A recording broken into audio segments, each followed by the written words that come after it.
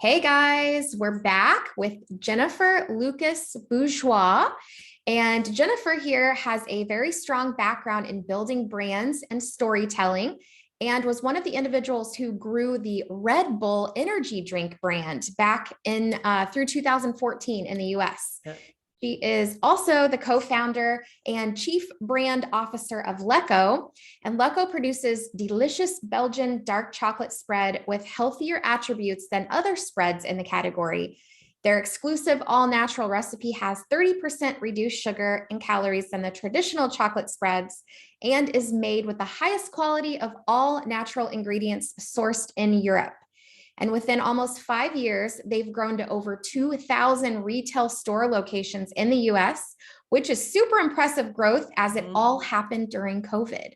So thank you so much, Jennifer, for being on here and sharing your journey with us. Would you like to tell us a little bit more about you and your Lekkco and your journey into entrepreneurship? Yeah, I love the way that sounds. Thank you so much for having me. I feel in business, we're all in it together, no matter what industry you're in. So I love sharing our stories, whether it's failing forward or the successes or benchmarks. And I love hearing stories too, because it's really what's helped motivate me and us, my husband and I, who are, business partners and life partners, as we take this entrepreneurial roller coaster, which I think if anyone owns a business, it is a beautiful ride, but it is a roller coaster of up and down at times. And it's, you just hang on and enjoy that ride. So thanks for having us. We appreciate it. Yeah. So I'll start, it's kind of interesting. I'm a kid from the Chicago suburbs, and if you know anything of the Chicago suburbs, they're big. And each town's it's kind of a little ecosystem. So you kind of have to really stand up to stand up.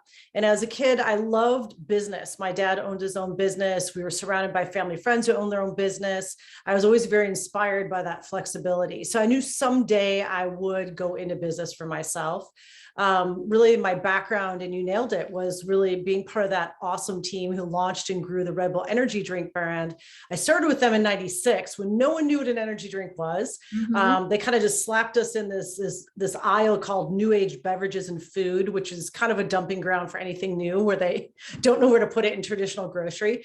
And, I was able to launch the Rocky Mountain region with a team, educate people on what an energy drink was, what Red Bull, is, and, really help that brand grow. I have a background in action sports as well. So obviously, if you know anything about Red Bull, those two marry very well together. And it was a fun ride. It was great. The nice thing about Red Bull, even though it's a household name now and it is a big company, back in the early days, it was very small. We were very nimble, and we all wore different hats. And, anytime through the Red Bull organization, they would say, you're the entrepreneur of your own market. And so we all really kind of took that mantra with us, and you really made it your own. I had a 4-state region, was really fun: Colorado, Montana, Utah, Wyoming. I snowboarded for years. I had board meetings all the time. It was great. But I also looked at how can we grow the business in these pockets of communities? And it really allowed me to start kind of shaping this entrepreneurial mindset. We managed budgets, we managed people, we worked in teams, and all these are really important building blocks when you launch your business, no matter how big or small it is. And so you just kind of really learn that flexibility.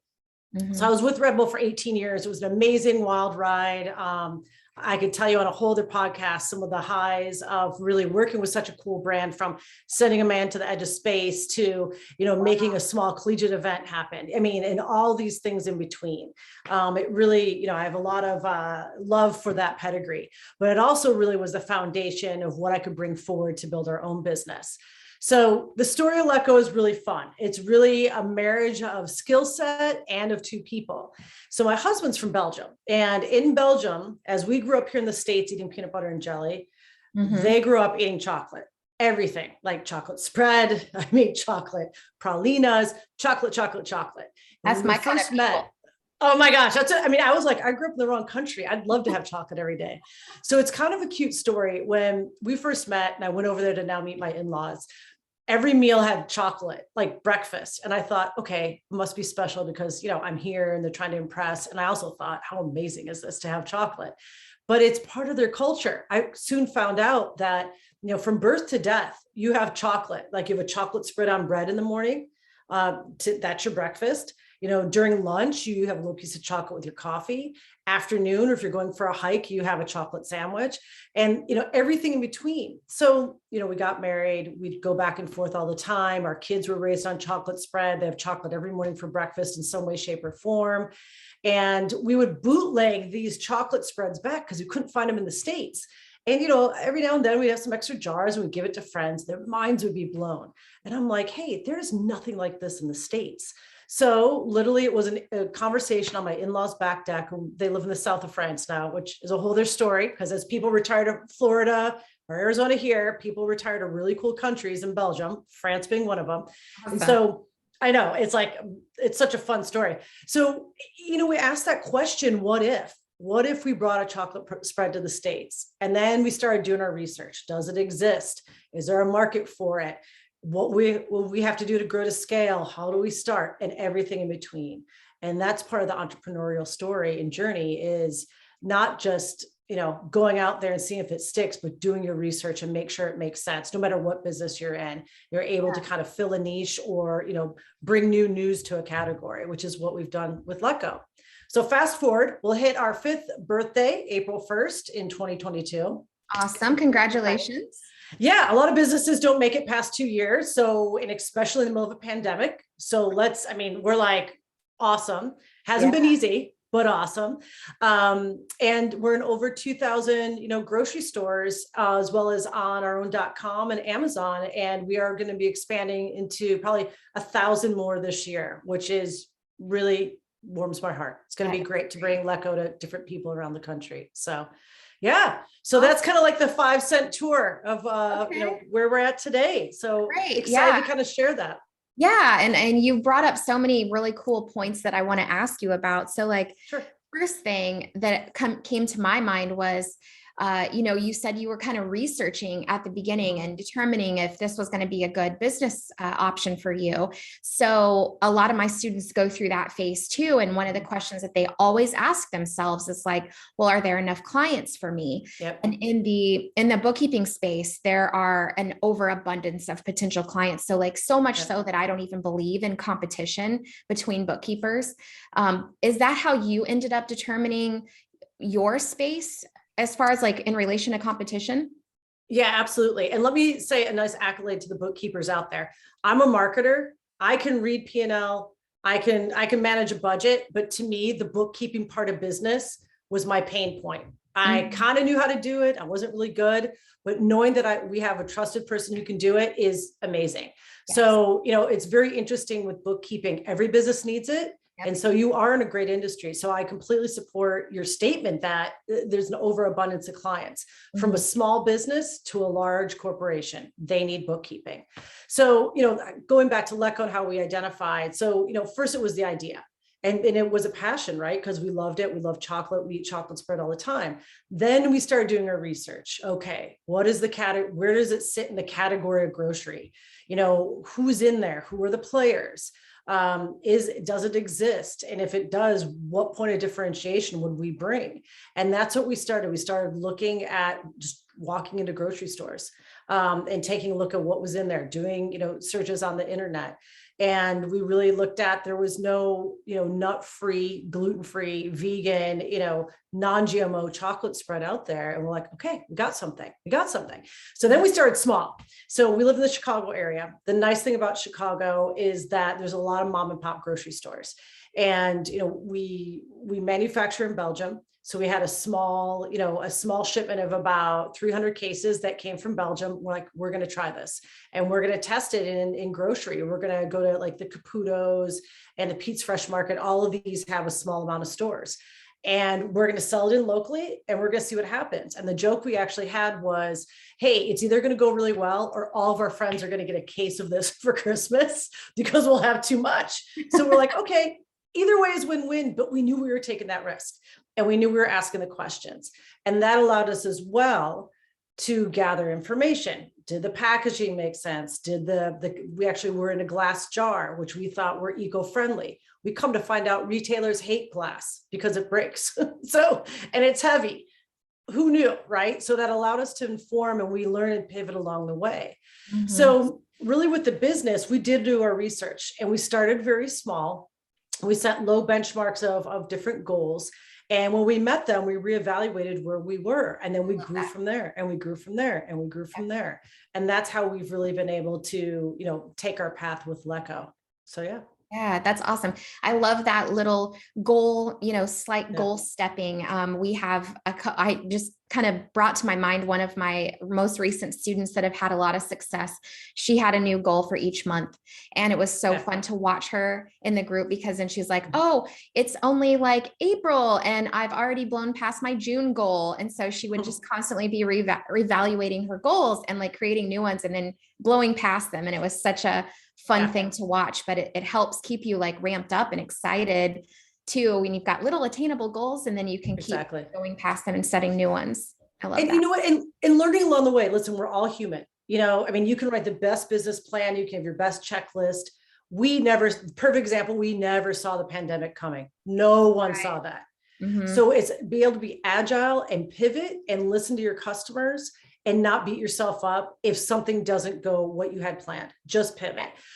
The opportunity bus comes around every 10 minutes, there'll be another opportunity. So you have to really think about that when you go into business and not be so hard on yourself. If you've got a good business model and you've got a good, service or product and you believe in it, you're going to succeed. Just sometimes, like I said, the entrepreneurial roller coaster. Sometimes you'll have those highs, sometimes you'll have a low, but there'll be a high around the corner. So yeah, we just had a talk and a training about this recently, and how your plan is a straight line, but what really happens is not a straight line. It's more of like an up and down emotional roller coaster. But a lot of times, even though you may have more challenges than you expect, when you get to that end, you've actually exceeded any goal or any plan that you had for yourself, which is, it's like a bonus for persevering through anything. And then you're better off than you even expected to be at the end. Yeah, absolutely. Learnings will come in the smallest ways, right? In little aha moments. I use the glass jar example. Here we're like,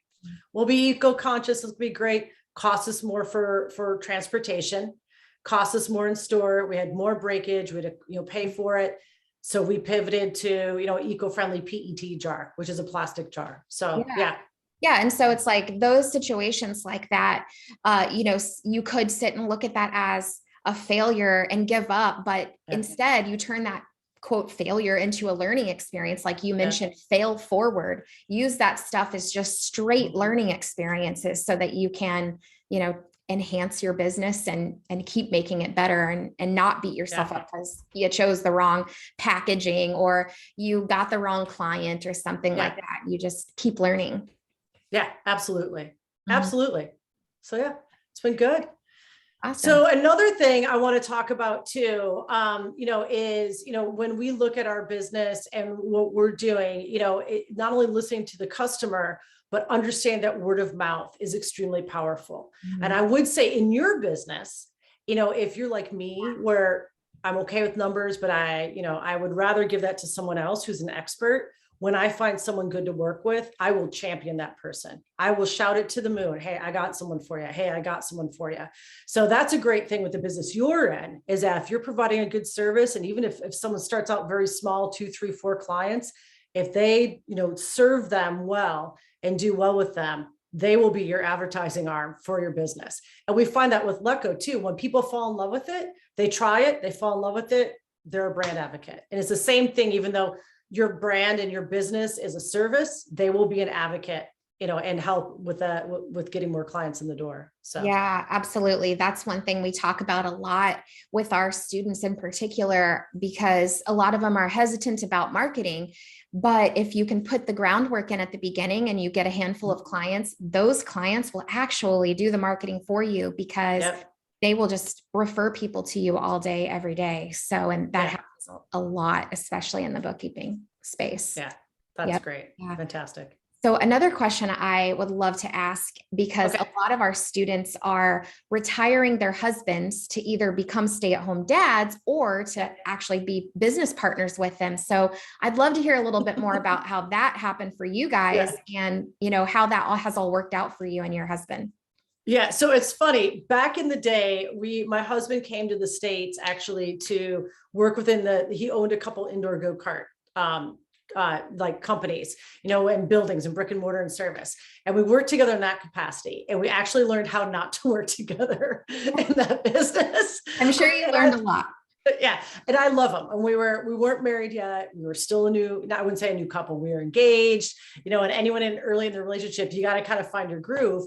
But the one thing is, he is brilliant on the numbers side. He's brilliant on the sales, the operation. And I'm really good on the marketing side and people side. So we really stay in our lanes, and we've defined that. And then sometimes we joke, like, he'll come up with something like, stay in your lane, bro. I'm like, I'll stay in mine, you stay in yours. We still collaborate on the business. We still talk about everything that's going on, but we definitely have defined roles, and also we respect it. And then another thing we do, we've been a family where we sit and we eat dinner together. And that's been since the kids have been born. We always have family dinners, no phones. We also talk about no business after a certain amount, like we get home, we're starting dinner, no business talk, because you could talk about business 24/7. And when you own a business, you're going to think about it 24/7. If you're not already, you will be, and you'll have weird dreams, and it's just normal. So, we do shut it off on the weekends. We do shut it off during dinner and beyond, unless it's something that's, a fire, somewhere we have to put out, which is very rarely, we do that and we balance it out. So awesome. That's really, I know it sounds like a very cliche thing, but it's been a while since we're like, all right, these are our rules. Honey, you got to stop talking business. So. Yes. Yeah. I get these questions a lot too from new business owners that are really growing and things are happening in their business. And you just have to decide what's important to your family, what boundaries are going to work for you and your family, and then just make sure you stick to them. And then, if it's not working, revisit it and change it up, and then stick to those new boundaries. So I love that. It's funny. Sometimes when things aren't working, hopefully you've seen the Friends episode where they're trying to push the couch up the stairs and Ross is yelling, pivot.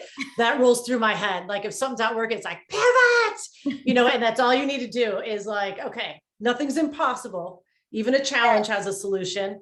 So it's always just pivoting and making it work. So I love that. Yeah. Not giving up when a challenge arises. It's okay. The challenges are there. You just have to get good at pivoting. Yep. Yeah. I love it. So I was also reading a little bit on your bio, and you talk a little bit about the balance of thirds philosophy. You want to share a little bit about that? Yeah. And this is with respect. So I loved what I did with Red Bull in my career, but it ended up at the end about a 24/7 gig. And listen, I drank a lot of Red Bull. I was very gracious for the rules I had. But the one thing I had at the time, the girls were younger. I really wanted to do two things. Obviously, focus on the family. You only have 18 years of your kids under your roof. I mean, they're with you forever, but you only have those 18 years. And I saw that going very quick. And then also community. So for myself, I kind of look at my life into thirds. I put a third into family, and however that shapes up, whether it's the kids' school or sports, or us just being us doing yard work or just hanging out on a Friday. And then of course, a third into the passion, what we do with work. And then I do look at a third in community, and community could be anything from my girls swim. So I'm very involved in the board of the swim team. I actually am one of the female fire commissioners for our local fire district, which is a really proud thing. I love the community and shaping that, but then also giving back in moments like this, being able to share my story. When I look at high schools, I mean, everyone who's listening, and you and I started somewhere, and we looked at mentors and we looked at aspirational people. And now we've kind of come into that role where we can pay it forward and educate people. Whatever they choose to do with it is fine. But I do feel like we all come with a skill set that we can share onto this next generation. And quite honestly, I'm a Gen Xer. So social media and all this stuff didn't exist. I've learned along the way, but I also learned from the younger generation too, who's coming up. So I do feel like when I look at that third of community, that embraces it as well. Like I help out with one of the high schools. They have an incubator program, which is for young entrepreneurship. Why wouldn't I share what we're doing? Because it will just help either educate, inform, inspire, or have them take away. So that's why I look at the thirds. So. Okay. I love that. Yeah. That's awesome. Yeah. That leads to a very fulfilling and more balanced life. So yeah, I love that. Yeah. So I guess I just want to wrap up here with maybe what are some tips or suggestions that you have for all the moms listening that maybe aren't entrepreneurs yet and are thinking about jumping into starting their own business? Yeah, I think there's no better time than where we're at to work from home, quite honestly. Mhm. It's funny, in my career at Red Bull, we started where you work from a home office and we went in the field. And I was 18 years at Red Bull. I was 10 years into my career. They're like, hey, we got an office for you. I'm like, what? Like, so I was very used to working from home and very disciplined. Now that so much has changed, and as negative as the pandemic has been, there's a lot of positives that come out of it as well. It's an opportunity to work from home. I think that flexibility is fantastic. I think as a parent, you are always working hard to balance it with family life and everything else that comes with it. You can't be that hard on yourself. And no matter how hard it is, try to find time for yourself, even if it's like a 3-minute meditation or a cup of coffee and you walk around your house outside. You got to do it. And trust me, I'm my own worst enemy, because there are times I'm like, oh, I didn't take a minute for myself today, but you have to do it. And then also, I think just as women in the workplace and women in careers in general, more and more is opening up with women in leadership positions and women running businesses. And I love that has been an open door for future generations. We have 2 daughters, and they see that in their mom, that she has a seat at the table. She's on the fire department. We have a handful of women, but it's, mostly men, all very respectful and fantastic, but they see these little steps that are being taken. And sometimes it's just leading by example. And above all, in entrepreneurship, you are taking a risk. And you have to just be comfortable with it, be comfortable with that roller coaster that you're riding, and realize you're going to have good days and bad days, and don't let them get you down. And then also, I think the last thing is find a good group of mentors, whether it's other women in business, same industry, different industry, bunch of girlfriends you go out to, grab a cup of coffee once a month and just talk about what's working, or even someone you connect with at LinkedIn. I mean, definitely have a good group of mentors and learn from each other and be able to bounce things off. So. Yep. I could not agree more with everything that you just said. It's a perfect advice, great advice. And I also want to point out too that there are so many other perks of having a business than just what you gain financially. And like you had mentioned with your daughters, that is one of my all-time favorite things that have happened to me, is watching my teenagers have been so positively affected by them watching me grow a business and develop skills that I didn't learn until I was in my 30s, and they're learning at 15 and 17. So it's pretty exciting. It is exciting. It'll be neat to see what this next generation does, because they have a lot at their fingertips. I mean, legitimately, with a phone, a lot at their fingertips that they can create. So yeah. And learning these skills to be able to think of ideas to harness this new opportunities that they have. Yeah, it's going to create such a huge ripple effect for all of us jumping into entrepreneurship and showing our kids what's possible. I agree. It's exciting. It's super exciting. It is. Awesome. Well, so if people want to check out the Lekkco's chocolate, where can they find you? Where can they get it? I want to show you what it looks like. I had 2 jars here. Awesome. I love it. So we have the original, which is a Belgian dark caramel sea salt. And in certain markets, we have coconut and Caribbean banana. So you can get us at any Kroger stores nationwide, locally in Chicago, Jewel and Mariano's. You can also get us on our .com. We do some fun collabs with other women-run businesses. We have one coming up in March with Josie's Gluten Free, which is a gluten-free, waffle, pancake, and crepe mix. So we do some fun things there where we do bundles. And then you can also get us on Amazon, and more to come. So, I mean, stay tuned. You can, if you want to, you can join our newsletter. I love sharing business stories and inspiring others. If anyone finds me on LinkedIn, let me know that you heard me on this podcast, and, ask me a question if you need it, because we're all in this together and we should all be helping each other out, is how I feel. Yeah, absolutely. All right. Thanks. We'll definitely share the link too, so everyone has access to grab some of that for themselves. And I really appreciate you hopping on here and sharing your story with everybody. It was very inspirational. Yeah. And thanks for having me. I appreciate it. And I love the fact you're able to carve out a niche for people wanting to work from home and start their business. It's awesome. Thank you so much. Appreciate it. All right. Thank you. All right. Take care. Bye-bye.